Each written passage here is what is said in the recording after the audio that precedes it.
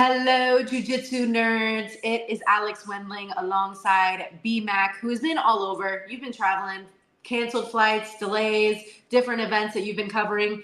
But one of the craziest ones that I feel like you covered recently is the EBI absolutes. So we're definitely going to have to dive into all that. But there's also been a bunch of other CJI, ADCC news, PGF news announcing their official date, where they think, not the official date, but the official month.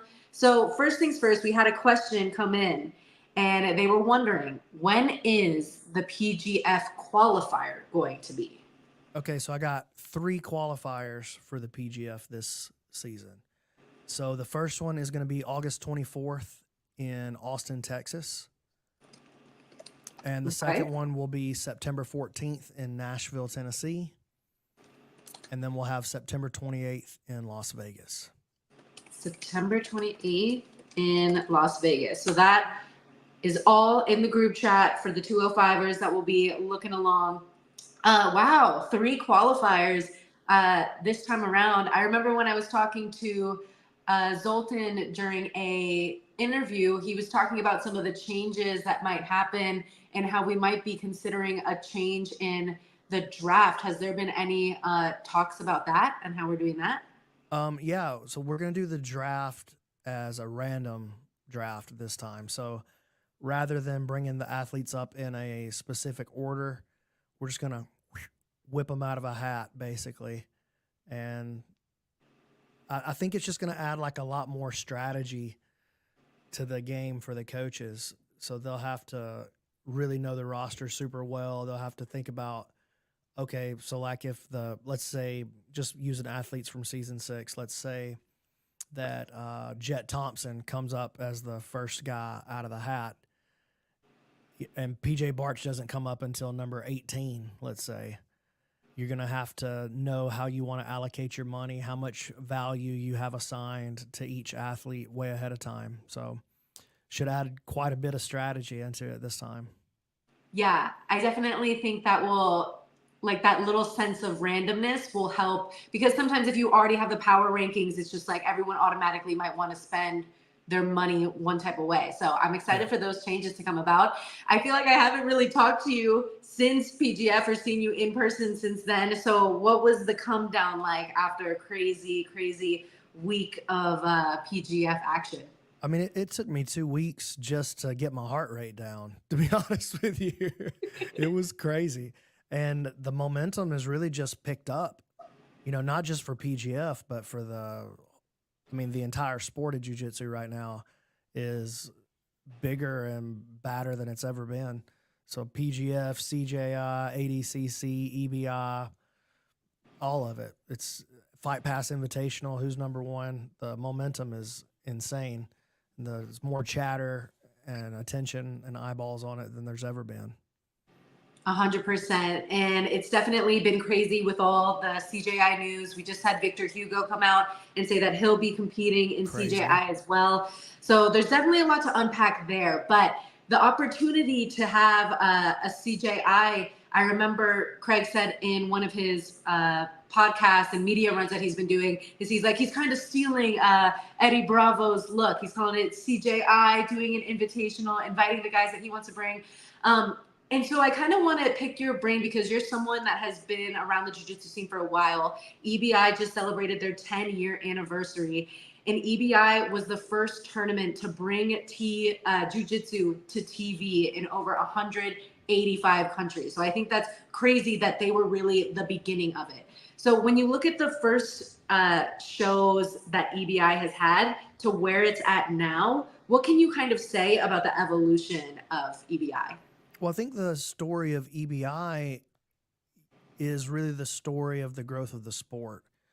You know, EBI has definitely grown as well. Obviously, they've grown into, they're kind of like the OG. They're kind of like the granddaddy of all the jiu-jitsu promotions at this point, as far as like the professional promotions go. But really the growth of EBI is the growth of the scene as a whole. So like we just did, 2 days ago, we just did the EBI absolutes. It was EBI 21, but it was the 10-year anniversary of EBI. It was 10 years to the day. which is crazy. I remember EBI 1 or EBI 1 through 17, I watched at home. You know, I wasn't even on the commentary team for those. So I didn't join the commentary team for EBI until EBI 18. So that's crazy. That was a female bracket, actually. Maisa Bastos won that. That was in Austin as well. So that was 6 years ago, was EBI 18. And, man, it's crazy what it's become since then. And it's crazy what the sport has transformed into. Like I said, man, there's more attention and more eyeballs than ever on the sport right now. So I think it's beautiful, man. I think they just gave away $25,000 for EBI this last time. That's crazy. For anybody to be getting 25 grand for winning a jiu-jitsu tournament over the course of a weekend is pretty amazing. It's crazy to think about where we're at. Now we're talking about $1 million paydays. You know, it was literally just like 2 months ago we gave away $100,000, and it was like, it was madness. And just like that, everybody else is popping off and dropping money. So yeah, there's definitely some huge investors coming into this game. A lot of them want to remain unnamed, but no matter what, it's so awesome that the sport is seeing growth in that way. I thought it was super cool that EBI, the 10-year anniversary, was dedicated to the absolutes, bringing the big boys in.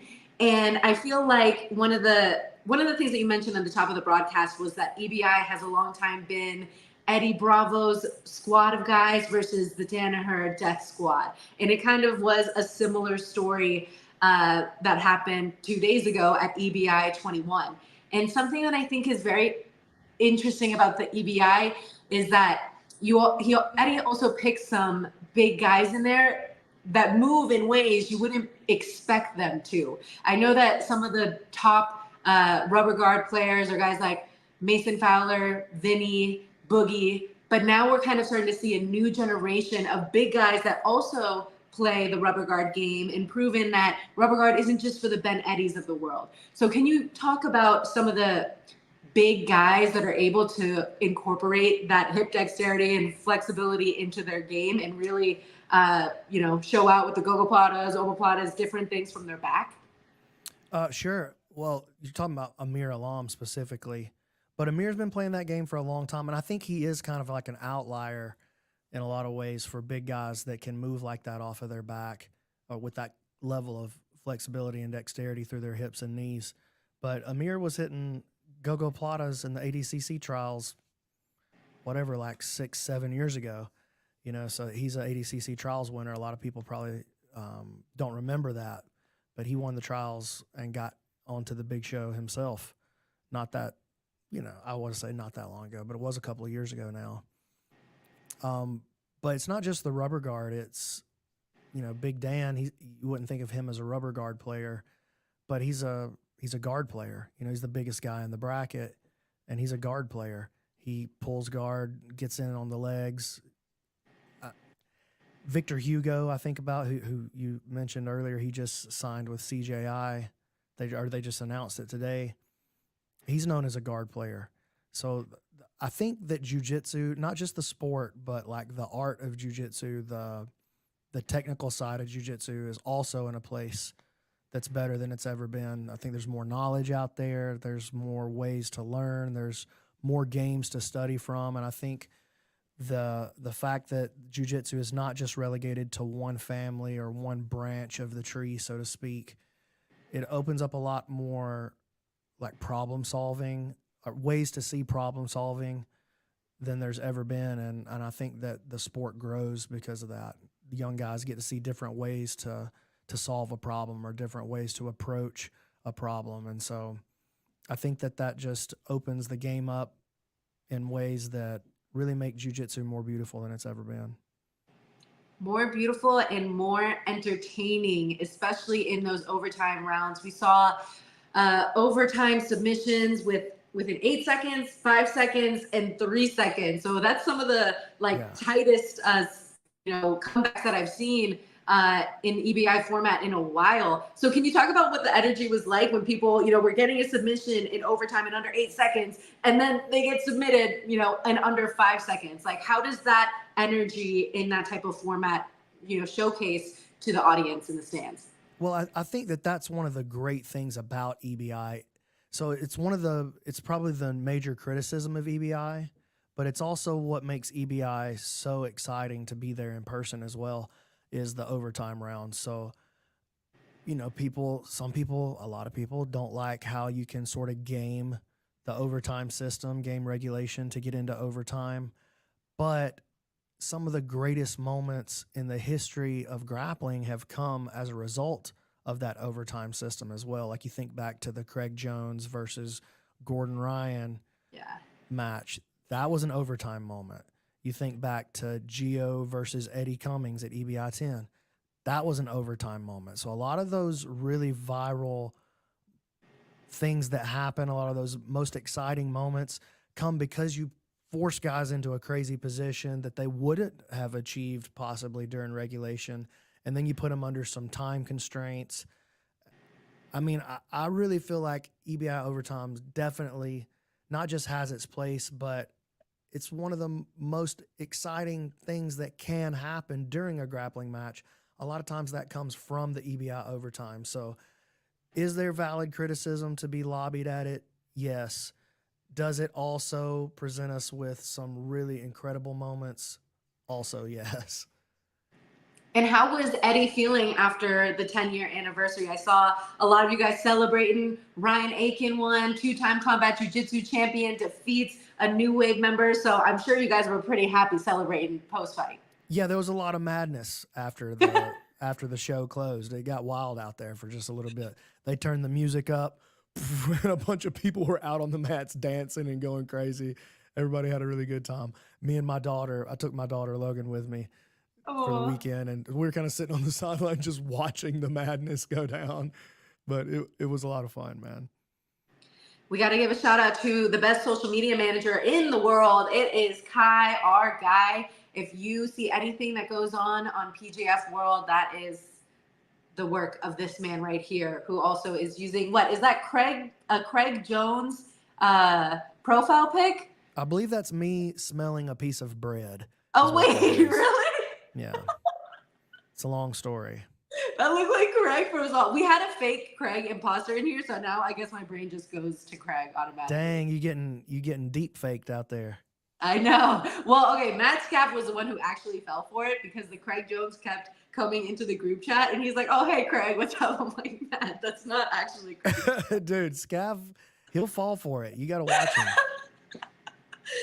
Oh my gosh, I love it. But we are excited to talk about the 205 format. So what was the, what went into the decision of wanting the next round of PGF to be dedicated to the 205ers? Well, I sort of wanted to start with the bigger guys. I say start for season 6. I guess in a lot of ways, season 6 was kind of the start of PGF. But I wanted to start this new, I guess, PGF 2.0, PGF world with the bigger guys. But I also wanted to build a little more momentum before we moved into the bigger guys too. So we went with the 175 because I felt like it was kind of I feel like that's the size where guys, there's such a wide variety of games. Like you could be small, fast guard player. You could be leg locker guy. You can also be smashy guy. You can also be wrestly guy at that weight class. So 175, you see a wide variety of games, but you also can't deny that the biggest stars in the sport are in the heavyweights. So what I was wanting to do then when I started to think about it was I want to take those heavyweights and put them in our 4th iteration. So that'll be PGF season 9 will be the heavyweights. I wanted to give a little time for proof of concept before I start going after the Miragalis and the Nicky Rods and the Gordon Ryans and Craig Jones of the world. So once we're going to have 4 weight classes moving forward for the foreseeable future. We'll have 175 will be our welterweights. 205 will be our light heavies. The heavyweight will obviously be 206 and over, and the 155 and under will be our lightweights. So we're going to go 175, which is behind us now, 205 coming up this time. Then we'll go to 155 with the lightweights for season 8. And then season 9, we're going to bust out the big boys. And hopefully we'll have built enough momentum that we can start attracting some of these top tier names out of that heavyweight division. In every season will always just be dedicated to one division. Well, I definitely don't want to say always, but for right now, that is the plan. Yeah. Okay, so we named 4 divisions. Those are all men's. What do you envision for the future of the girls with PGFs? Like more super fight type style, or a division in their own? Well, I definitely will have a ladies bracket for the end of season 7 coming up. We'll have an 8-lady bracket. Hold on one second. Somebody's buzzing me in. I gotta dismiss this, or it's gonna distract me. Okay, sorry. That was Matt Elkins. He's trying to mess me up. Yeah, he's probably in this chat like, let me get in on the 205. Yeah, he's trying to get in the women's bracket. I know what he's doing. So yeah, we'll have a ladies bracket for the finale for this season. We did do a ladies season during season 4 of the PGF. And so, you know, we have done that already, and we'll do that some more in the future. But right now, I'm just handling one division at a time. Yeah. I mean, I got my hands full with that much. So when, I don't know yet, but will we? Yeah, absolutely. I mean, like my 2 favorite jiu-jitsu players on the planet are both ladies. They live in my house. My wife being a black belt and my daughter being an aspiring black belt and a young killer. So I definitely want to do something for the ladies with the PGF, but when, hard to say. We'll definitely keep an eye out for that. We saw some great action with Kaya defending her belt. And then we also saw some really exciting action from Lauren Sears and Ali Wolski at EBI 21. I thought they had one of the most exciting matches because it was very feisty, and Lauren Sears ends up diving for the knee bar and gets it. So tell me a little bit about that matchup. Yeah, Lauren looked really good. She came out against Wolski from B Team, and she threw a really nice rolling Kimura attempt at her, which is Lauren's game. So I was thinking that once she got that was probably going to be a wrap. But Wolski reacted really well. Wolski reacted really well, and she escaped that. And then when Lauren got back into the same position, she scooped under the leg and gave her a different reaction. I think Ali was probably looking for that first reaction again, and when she got the scoop under the leg, she spun around and put a pretty quick knee bar on her.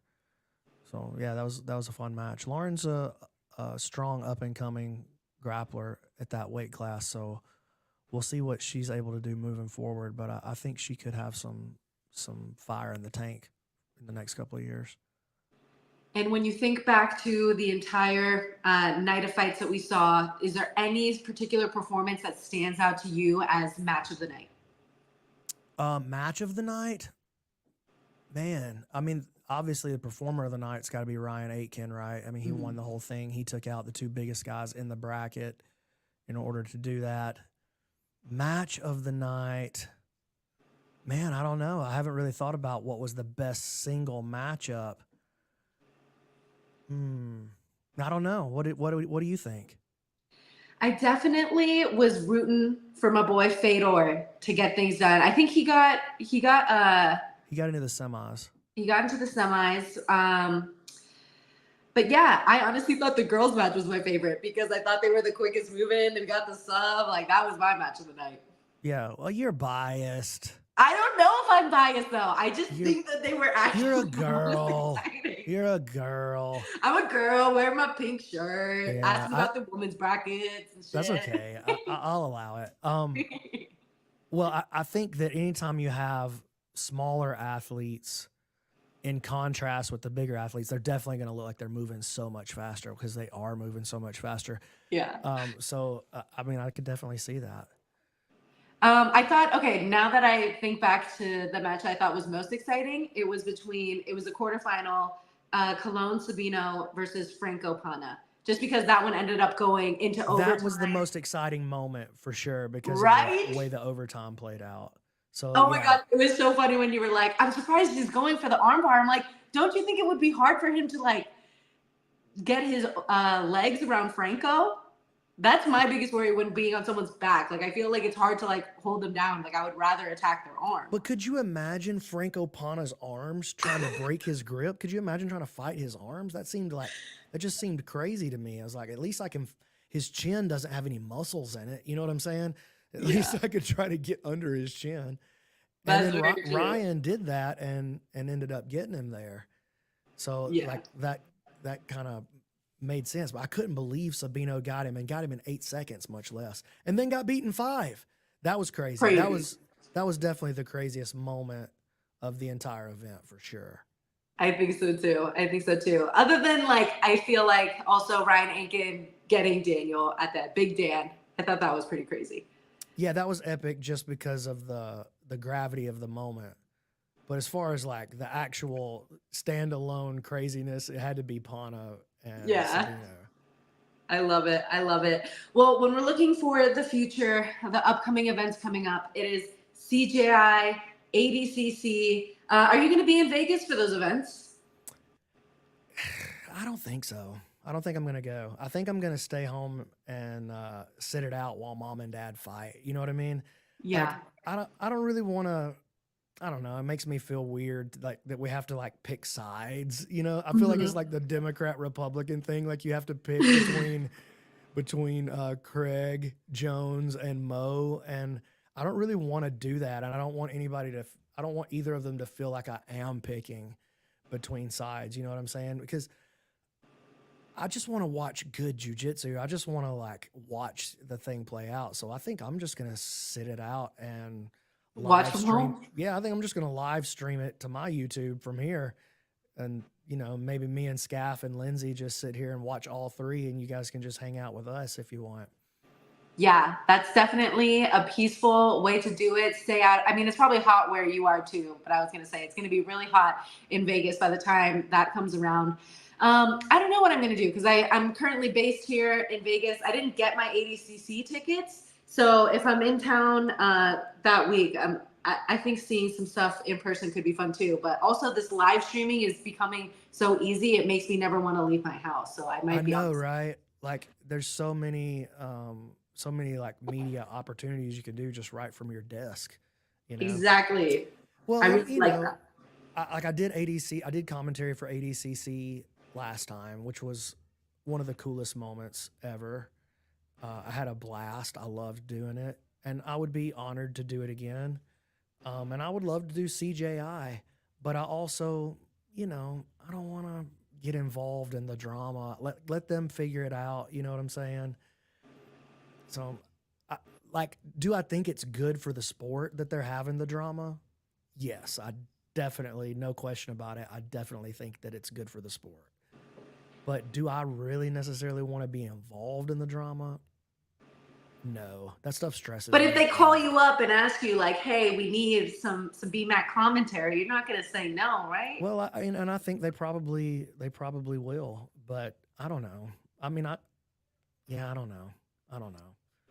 You can live off in PGF land and just mind your own business until our next event comes up with PGF. Kai does want to know if we can squeeze out any other information from you about the next event, but I know that there might be a lot of confidential stuff. But you know, there's only 17 people in here. Are there any secrets that we can spill on this live chat? Well, see, the problem is not the 17 that are here. The problem is all the people are going to see it when you cut it up later and put it out on social media. That's the problem. I don't cut up my live chats. Oh, come on, dude. No, I can't give you any specific names. I'll tell you, we do have an active roster UFC fighter that is confirmed for the roster for season 7. I can tell you that I'm almost out of invitations and that the roster is pretty close to full already. Wow. So yeah, things are definitely happening behind the scenes. I'll tell you that we've got some really nice companies that are already eager to be involved. So yeah, it's gonna be pretty good. Yay. I'm very, very excited for it. PGF season 7 will definitely be even bigger than what we previously experienced. Just out of curiosity, who do you think is going to be the super fight matchup with Fionn Davis at CJI? Ooh, I don't know. I mean, I would love to see her fight Gabby instead of Craig, but I also want to see Greg versus Gabby or Craig versus Gabby. So I think that's fun. Man, I don't know. I feel like Fionn is just kind of like head and shoulders above the rest of the ladies in the scene. So, I mean, I don't think there is a super fight to make with Fionn. I think there's matches to make, but I think that she's just going to, I don't want to say run over, but she's kind of going to, I feel like she's just going to walk through whoever they put out there with her, to be honest with you. Yeah, when she was still doing ADCC, the potential of a matchup with Helena Cravar was kind of interesting to me. Is it though? I mean, like Helena is up and coming. She's doing really well, but she also, you know, I don't think she's there yet. You don't think so? I don't think she's to that level yet. No. Interesting. And then some Matt Scaff was guessing that the super fight they were looking to make is against Mackenzie Dern. There we go. Now I could Fun get one. into that. I could get into that. Super fight that I like. Definitely. Okay, I like that. But Mackenzie, as far as we know, is still with ADCC. Yeah, as far as we know. It's a lot of jumping ship happening though. You know, I know. Let me go back. I don't want to dismiss Helena as like I think that would be a fun match to watch. But I don't know, man. Like I just don't see anybody that can stay with Fionn right now. I feel like she's sort of in that Gordon territory for the ladies. Like how do you beat her? I feel like she's just technically superior to everybody else right now. And if it was going to be in the ADCC format, I feel like we've seen Helena get like the point deducted for pulling guard and different things like that. But it would be cool to see in maybe a different format. What were your thoughts about the pit, the rectangle, the rectangular alley is what they're calling it? I like that. I think that's a great choice. The only thing that I don't like about what Craig is doing, the only thing I don't like is the rule set. I feel like with what he's trying to do, like with his stated goals, like he should run the same rules. As ADCC? Yeah. I feel like he should run the same rules. Like, but isn't ADCC rules patented? I mean, just don't say that it's ADCC rules, but just don't use the name ADCC. I mean, you can't stop somebody from having a particular set of rules.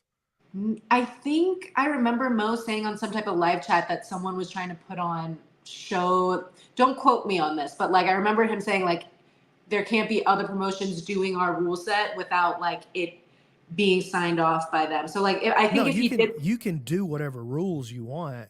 You just can't say it's ADCC rules or it's EBI rules or it's PGF rules. You can't dig into the branding like that without them agreeing to it. Yeah. Like nobody can stop you from having a 6-minute match or whatever. You know what I mean? Guy is taking notes on us and he's going to post this all on social media. We're very excited for the future of jiu-jitsu. Is there anything else that you are working on that you want to let the people know about? Because there's a lot coming up in the jiu-jitsu world, but anything specific for BMAC Attack? No, nothing that I can really talk about right now, but I will say that PGF 7 is going to be epic. It's going to be bigger and badder than season 6. And I feel like season 6 was pretty big and bad. All of the things that we tried for season 6 as we were making our changes, I feel like we got a good rep on those things, and we're gonna perform all of them at a higher level. The broadcasts will be improved, the refereeing and officiating will be much improved. We've already started like a referee certification course where we're gonna train the referees to get that the way that we want it. That never really exactly went the way that Keelan and I had envisioned it going for season 6. So I felt like that was the weakest part of what we did for season 6. and that'll be in a much better spot for season 7. But yeah, I feel like you're going to be very happy with the roster and the coaches that we're putting together for season 7. I'm so excited to see these invites get announced. PGF bringing the action, and yeah, just experiencing season 6. It really made me realize that it's just my favorite rule set, because it's hard to go back to watching some other different rule sets after experiencing what PGF did. So I cannot wait for the announcements to be announced. We totally respect that you're keeping your cards close to the vest, even for this, live chat. But we're gonna get you back on here when things are ready to be announced, and the BJJ nerds will know what's going on. Hey, when the time is right, you'll know. I'll make sure you get some of the scoops for sure. And it's definitely in Vegas. Okay, that we're not announcing that. Yes. Yeah. Okay. November in Vegas. Early November. How about that? Early November. Sweet. Sounds good. Well, we cannot wait. There are 17 people in this live chat right now, so there should be at least 17 likes so we can push this out to the BJJ nerds. There's been a lot of news when it comes to ADCC. So we're going to be covering that in a video that I have coming out soon. So let us know in the comments if there's anything that you want to see specifically from future events. Shout out to the best social media manager in the world. Follow PGF World on all social platforms. BMAC, thank you so much for the time. And we're going to have you back on soon when we have more to announce. Okay. Sounds good. Peace, people.